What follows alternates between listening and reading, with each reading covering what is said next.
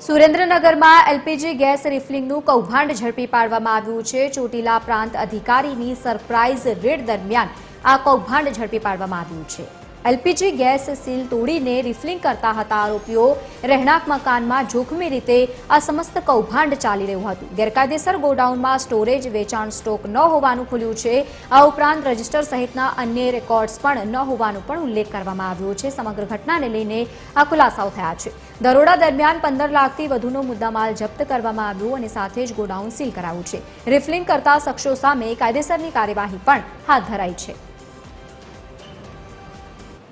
કાયદેસર રીતે ચાલતી વારાઈ ગેસ એજન્સી અને ગુજરાત ગેસ એજન્સી ખાતે આકસ્મિક રીતે તપાસણી કરતા આ બંને ગેસ એજન્સીઓ છે એ રહેણાંક મકાનોની અંદર કુલ 5 ઇલેક્ટ્રિકલ મોટરનો ઉપયોગ કરી અને એક ગેસની સિલિન્ડરમાંથી બીજા ગેસ સિલિન્ડરની અંદર રિફિલિંગની ગેરકાયદેસર પ્રવૃત્તિઓ કરતા હતા। આ ગેરકાયદેસર પ્રવૃત્તિ એટલી બધી જોખમી હતી કે તેઓના જીવના જોખમ અને આજુબાજુના રહેણાંક વિસ્તારના લોકોને જીવના જોખમમાં મૂકી અને આ ગેરકાયદેસર પ્રવૃત્તિ કરવામાં આવતી હતી અને સ્થળ ઉપરથી 1545 ગેસ સિલિન્ડરના તૂટેલા સીલ કવર પણ જપ્ત કરવામાં આવેલ છે।